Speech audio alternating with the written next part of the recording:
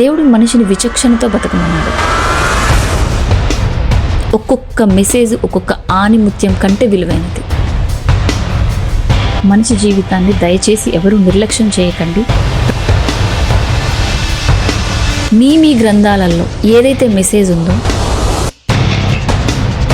ఇక్కడ మనం చూస్తున్న గ్రంథాలన్నీ మనకు బాగా పరిచయం ఉన్న గ్రంథాలు. ప్రతి ఒక్కరికి వీటి గురించి తెలుసు. అయితే వీటి గురించి ఇంకొక చిన్న క్లారిఫికేషన్ తీసుకుందాం. ఇవి వేరువేరు యుగాలలో వేరువేరు వ్యక్తుల ద్వారా వేరువేరు భాషల్లో వేరువేరు ప్రాంతాల్లో రచింపబడి మన దాకా వచ్చాయి. విచిత్రం ఏంటంటే ఇక్కడ ఒక చిన్న మెరాకిల్ ఉంది. ఏంటంటే వేరువేరు కాలాలు, వేరువేరు వ్యక్తులు, వేరువేరు ప్రాంతాలు, వేరువేరు భాషలు అయినప్పటికీ వీటిలో ఉన్న మనిషికి కావాల్సిన మెసేజ్ ఏదైతే ఉందో అది అన్ని గ్రంథాలలో కరెక్ట్గా ఉంది. ఎలా ఉండాలి, ఎలా ఉండకూడదు, ఎలా మాట్లాడాలి, ఎలా మాట్లాడకూడదు, ఎలా జీవించాలి, ఎలా జీవించకూడదు, ఎలా సంపాదించాలి, ఎలా ఆరోగ్యంగా ఉండాలి, ప్రతి విషయం కూడా చాలా క్లియర్గా అన్ని గ్రంథాలలో పర్ఫెక్ట్గా ఉంది. ఇది నిజంగా ఎంత బ్యూటిఫుల్.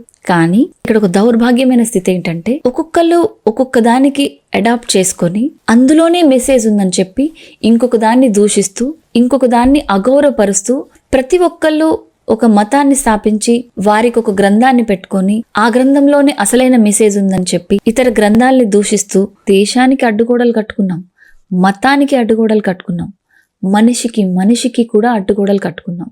ఇది ఎంతవరకు కరెక్ట్?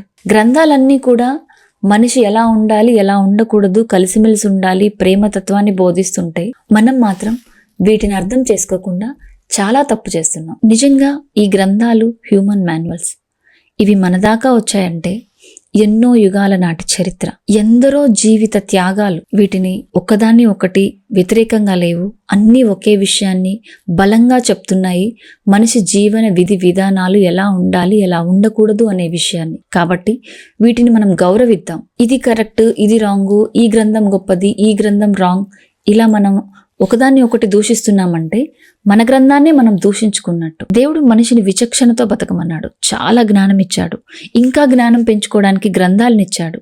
మనం వీటిని విశ్వాసంతో, దేవుని మీద ప్రేమతో, భయభక్తులతో చదివితే ఖచ్చితంగా మనకి ఇందులో ఉన్న మెసేజ్ అర్థమవుతుంది. ఒక్కొక్క మెసేజ్ ఒక్కొక్క ఆణిముత్యం కంటే విలువైనది. చదవండి. గ్రంథ జ్ఞానం చాలా ఇంపార్టెంట్. ఎప్పుడైతే మనిషి జీవితం ధర్మ గ్రంథాలకు అనుగుణంగా ఉంటుందో అప్పుడే జీవితానికి ఒక అర్థం ఉంటుంది.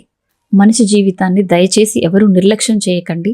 ప్రతి ఒక్కళ్ళు మీ గ్రంథాలలో ఏదైతే మెసేజ్ ఉందో ప్రతి ఒక్కరూ గ్రంథాలని అర్థం చేసుకొని మన విశ్వాసాలకి గ్రంథాల జ్ఞానం తోడు చేస్తూ నేటి యువతని మంచి దిశలో నడిపించాలని అందరినీ కోరుకుంటున్నాను. Thank you. ఈ వీడియో చూస్తున్న ప్రతి ఒక్కరు కూడా మీ ఉద్దేశాన్ని కామెంట్ రూపంలో తెలియజేయండి. ఎందుకంటే వీడియో ఎంత ఇంపార్టెంటో దాని కింద ఉన్న కామెంట్ కూడా అంతే ఇంపార్టెంట్. చాలా ప్రభావం చూపిస్తుంది.